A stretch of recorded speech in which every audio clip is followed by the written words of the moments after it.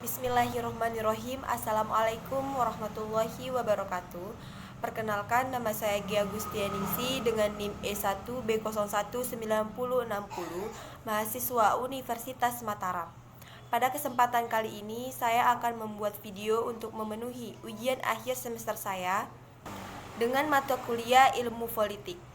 Pada kesempatan ini, saya akan membahas dengan tema Pandemi COVID-19, dilema antara krisis ekonomi atau krisis kesehatan. Jadi konsep yang akan saya gunakan atau teori yang akan saya gunakan yang sesuai dengan tema adalah HAM, Hak Asasi Manusia dan Demokrasi. Sekarang kita akan membahasnya.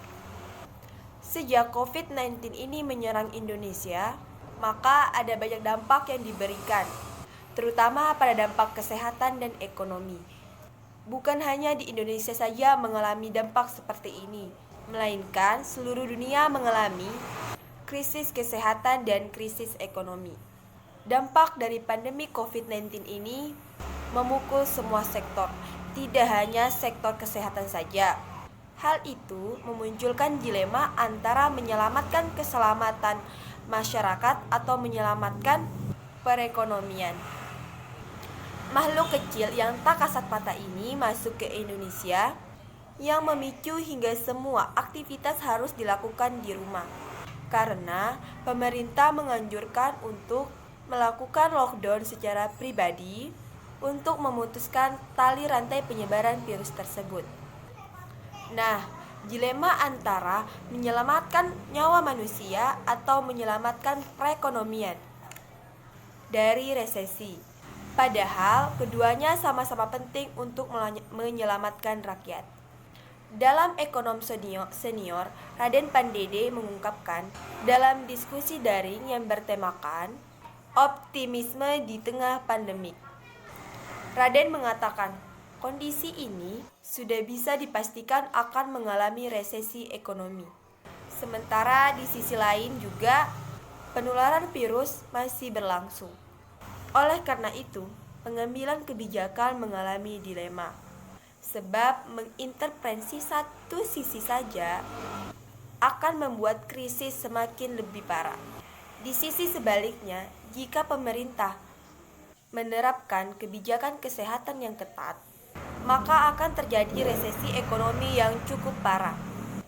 Kebijakan seperti ini dilakukan oleh negara tetangga seperti Singapura, Taiwan, dengan menerapkan lockdown total. Walhasil, penyebaran virus dan korban jiwa memang bisa ditekan. Akan tetapi, di sisi lain akan mengalami resesi yang sangat mendalam, lantaran masyarakat yang tidak bisa lagi bekerja.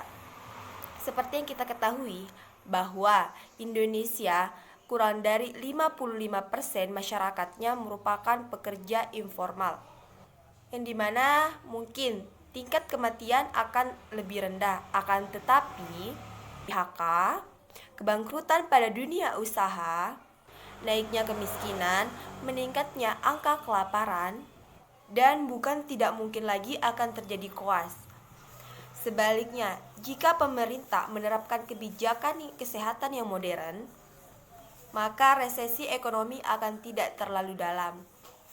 Kebijakan seperti ini misalkan tetap membiarkan pusat perbelanjaan dan restoran tersebut tetap buka, yang dimana kebijakan pemerintah yang dilakukan saat ini sudah mengarah kepada penyelamatan kedua-duanya, baik itu kesehatan maupun ekonomi. Akibat dari kebijakan tersebut memunculkan dana sebesar 405 triliun untuk jaringan pengamanan kesehatan, pengamanan sosial, pengamanan sektor real, dan pengamanan sektor keuangan. Kita bisa lihat data tersebut, jumlah terpaparnya pasien terkena virus semakin meningkat. Nah, selanjutnya, bagaimana merespon dengan pandangan yang seolah-olah mendahulukan ekonomi sehingga didahulukan pelonggaran, seperti pembatasan sosial berskala besar atau kita kenal dengan PSBB. Menteri Keuangan Sri Mulyani Indrawati mengatakan, itu tidaklah benar. Dia menjelaskan bahwa Kesehatan dan ekonomi sama-sama pentingnya, oleh karena itu harus berjalan dengan bersama-sama. Sejak Maret 2020 lalu, melalui PSBB, pemerintah melakukan langkah untuk dengan memprioritaskan kesehatan, dengan terlebih dahulu merealokasikan anggaran untuk fasilitas kesehatan yang diperuntukkan untuk tenaga medis, tenaga kesehatan, dan masyarakat. Langkah-langkah pencegahan juga dilakukan dari tingkat pusat sampai pada level-level terkecil di desa-desa. Dan juga bertambah secara signifikan melalui dari 1 laboratorium menjadi 100 lebih laboratorium yang dipergunakan untuk tes rapid yang dibenarkan oleh Menteri Kesehatan Indonesia. Rencana pelonggaran PSBB, pemerintah tidak hanya sekedar melakukannya, tetapi melakukannya dengan standar WHO, yaitu jika reproduksi efektif di bawah 1 selama 14 hari atau 2 minggu, maka dapat dilakukan pelonggaran PSBB. Dan juga berdasarkan zonasi, terdapat sekitar kurang lebih 220 daerah di Indonesia yang termasuk ke dalam zona hijau atau zona yang terkena COVID sangat sedikit atau tidak ada perkembangan yang mengkhawatirkan yang perlu diatur sebagaimana zona merah. Nah, selanjutnya solusi yang tepat dalam menghadapi pandemi COVID-19 ini adalah dengan menerapkan new normal. Saya sendiri setuju dengan kebijakan pemerintah yang mana yang diterapkan oleh pemerintah. Karena kita sendiri tidak tahu kapan virus ini akan berakhir. Nah, dengan menerapkan new normal ini akan ada sedikit solusi dalam kita menghadapi pandemik ini. Namun dengan catatan, kita harus tetap jaga jarak, bila berpergian tetap menggunakan masker, dan mengikuti aturan-aturan new normal yang akan ditetapkan oleh pemerintah, dengan mitigasi untuk meminimalisir agar tidak terjadinya serangan pada gelombang kedua. Oleh karena itu, maka pemerintah harus menyiapkan protokol-protokol dalam menghadapi new normal ini. Langkah-langkah dalam menyiapkan protokol disiapkan pada tempat seperti area pusat perbelanjaan seperti mal, industri, dan tempat-tempat sarana publik lainnya. Saat ini masing-masing kementerian sedang menyiapkan protokol-protokol tersebut. TNI dan Polri juga akan turun terlibat dalam menjaga kedisiplinan serta menjamin enforcement, yang dimana pelaksanaan protokol tersebut dilakukan di ruang publik.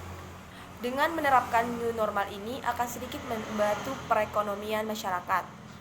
Nah, selanjutnya apa sih yang harus kita lakukan saat ini? Kita cukup tenang, dan jika ingin keluar tetap menggunakan masker, jaga kesehatan, jaga kebersihan, tetap waspada dan selalu cek informasi yang akurat, tepat, dan benar agar kita terhindar dari berita hoax.